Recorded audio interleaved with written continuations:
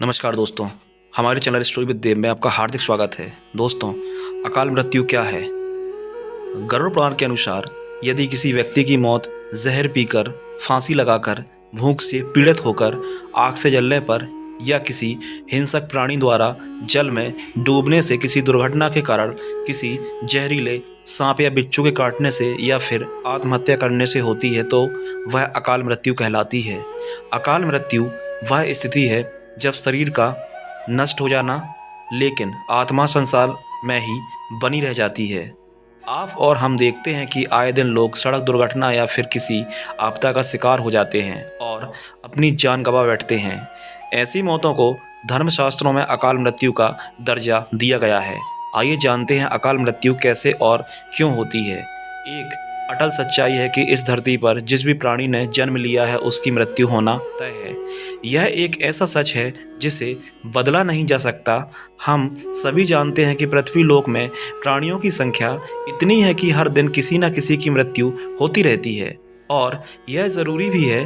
प्राचीन प्राणी जाएगा तो एक नए प्राणी का सृजन होगा। मृत्यु के बाद सब परमात्मा की शरण में जाते हैं, लेकिन यह सब पर लागू नहीं होता। सीधी सी बात है कि हर प्राणी को मोक्ष प्राप्त नहीं होता।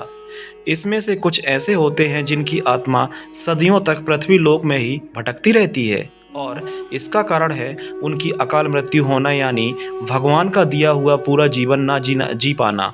आइए अब जानते हैं कि अकाल मृत्यु कैसे होती है।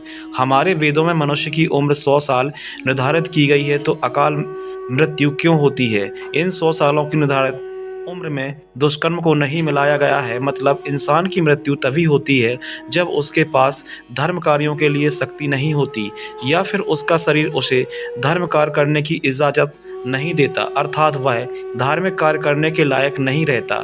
इससे अलग जब कोई व्यक्ति अपनी इच्छा से धार्मिक कार्यों को त्याग देता है तो पृथ्वी पर उसके जीवन की अवधि कम हो जाती है। यानी इंसान की उम्र भले ही 100 साल हो, लेकिन अपने कर्मों के कारण वह अपनी उम्र को खुद ही कम करता चला जाता है, जिस कारण व्यक्ति की अकाल मृत्यु हो जाती है।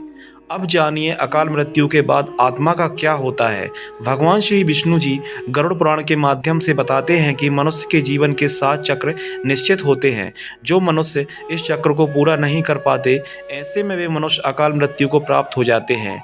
अचानक ही मृत्यु होने की वजह से मनुष्य की मोह माया, इच्छा और तृष्णा बनी रहती है जो कभी पूरी नहीं हो पाती। ऐसे में शरीर तो नष्ट हो जाता है, लेकिन अकाल मृत्यु प्राप्त होने वाली आत्माएं धरती पर अपने परिजनों और जीवित लोगों को कष्ट पहुंचाती रहती हैं और अपनी तृष्णा पूरी करने की कोशिश करती हैं। गरुड़ पुराण के अनुसार प्राकृतिक मौत से मरने वाले मनुष्य को 41 दिन में दूसरा शरीर प्राप्त हो जाता है।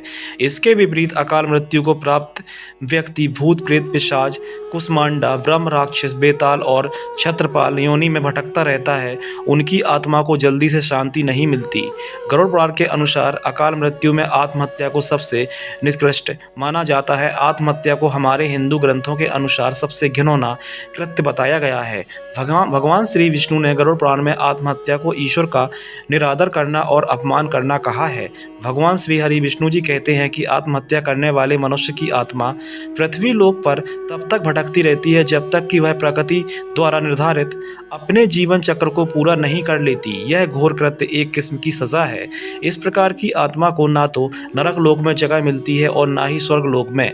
इस प्रकार की आत्मा को मरने के बाद भी अपने कष्टदायक स्थिति से गुजरना पड़ता है। यह आत्माएं अंधकार में तब तक भटकती रहती हैं जब तक कि उन आत्माओं का प्रकृति द्वारा निर्धारित जीवन चक्र पूरा नहीं हो जाता। आत्महत्या करने वाली आत्माओं के कष्ट को तो दूर नहीं किया जा सकता, लेकिन गरुड़ पुराण में अकाल मृत्यु को प्राप्त मनुष्य की आत्मा की शांति हेतु कई उपाय और मंत्र बताए गए हैं, जिन उपायों को घर के परिजन द्वारा किया जाता है और जिससे कि अकाल मृत्यु को प्राप्त मनुष्य की आत्मा इन उपाय और मंत्रों द्वारा शांत की जाती है और तब वह आत्मा घर के लोगों और बाहरी लोगों को कष्ट नहीं पहुंचाती। लेकिन आत्मा इन उपायों और मंत्र के द्वारा केवल शांत होती है, उसे मोक्ष की प्राप्ति नहीं होती। जब तक उसका निर्धारित जीवन चक्र पूरा नहीं हो जाता। अकाल मृत्यु के संकेत अर्थात अकाल मृत्यु के लक्षण, यदि किसी व्यक्ति को हरे या नीले रंग की मक्खियाँ जो गंदगी पर बैठती हैं घेरने लगे और अधिकांश समय वह मक्खियाँ व्यक्ति के आसपास ही रहने लगे, तो समझ लेना चाहिए कि उस व्यक्ति की आयु लंबी नहीं है। जिस व्यक्ति की मृत्यु निकट हो तो उसको अपने आसपास कुछ सायों के मौजूद होने का एहसास होता रहता है, जैसे बिना किसी के होते हुए भी अपना कोई परिजन समझकर आवाज़ देता है। तो ऐसे व्यक्तियों को अपने पूर्वज, पितर और कई मृत व्यक्ति भी नज़र आते रहते हैं। समुद्र शास्त्र के अनुसार जब मृत्यु निकट आती है तो हथेली में मौजूद रेखाएं अस्पष्ट और इतनी हल्की दिखाई देने लगती हैं कि उसे देख पाना संभव नहीं होता। यानी व्यक्ति के हाथ की किस्मत की लकीरें मिटने लगती हैं। जिन लोगों की मृत्यु निकट होती है वे अपनी छाया को भी खुद से अलग देखने लगते हैं। उनको ऐसा लगता है कि हमारी छाया हमसे अलग क्रियाकलाप कर रही है। आयुर्वेद के अनुसार मृत्यु से पहले मनुष्य शरीर के अजीब सी गंध आने लगती है। यह गंध किसी मुर्दे की गंध की तरह हो जाती है। इसे मृत्यु गंध भी कहा जाता है। यह हृदयघात रोग इत्यादि मस्तिष्क आघात के कारण उत्पन्न होती है, जो समझो मृत्यु निकट है।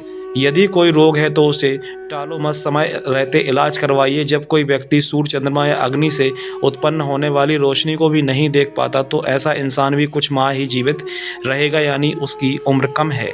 जब किसी व्यक्ति को पानी, तेल या दर्पण में अपनी परछाई ना दिखाई दे या परछाई विकृत दिखाई देने लगे तो समझो वह इंसान कुछ ही दिनों का मेहमान है।